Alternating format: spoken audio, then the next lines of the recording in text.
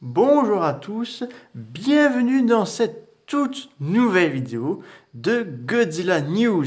Car oui, la Toho serait en train de préparer un tout nouveau projet de film de Kaiju. Alors pour moi c'est une année de Kaiju égale Tokusatsu, puisqu'on a eu plusieurs annonces.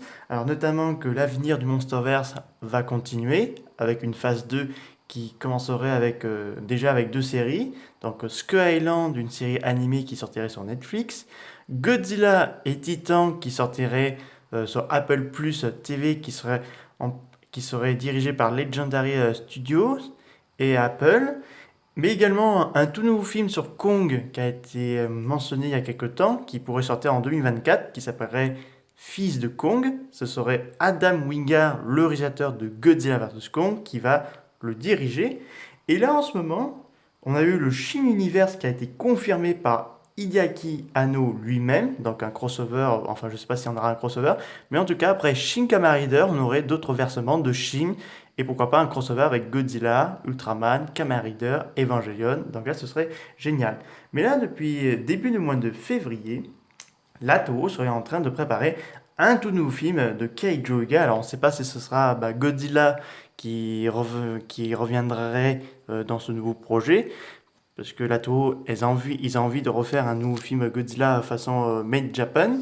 Donc là, il faut savoir que la Toho est apparemment à la recherche d'un figurant pour un prochain projet de film de Kaiju qui se déroulera dans les années 40. Parce qu'il faut savoir que le tout premier Godzilla, ça date de 1954, donc bien après la Deuxième Guerre mondiale. Est-ce que ce film, pour moi, personnellement, ça ne pourra pas ramener d'autres Kaiju qui ne sont pas en lien avec Godzilla ou sa bestiaire? Par exemple, je voirais plutôt Red Guy, qui est une espèce de kaiju bipède avec des longues griffes et capable de tout détruire sur son passage.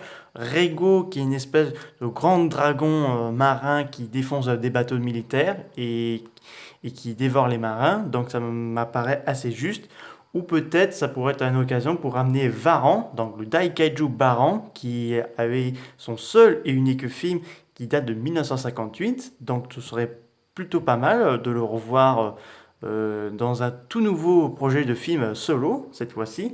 Donc là, et devrait commencer le tournage le mois prochain, donc ce serait le mois de mars. Donc je ne sais pas si le film, je pense que le film sortirait au Japon, peut-être pas cette année, je dirais 2023, au moins maximum.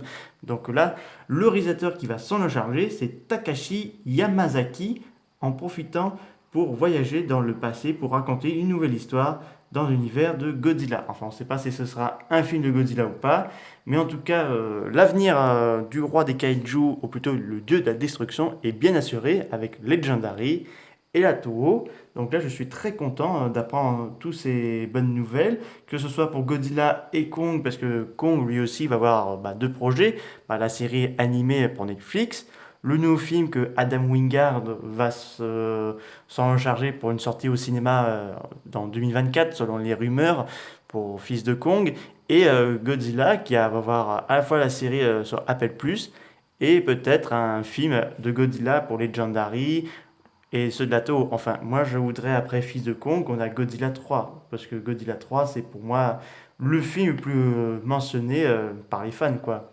Parce que j'ai envie de voir Godzilla affronter Violente, et dans Godzilla 4, ce serait Destroya. Donc là, ce serait pas mal.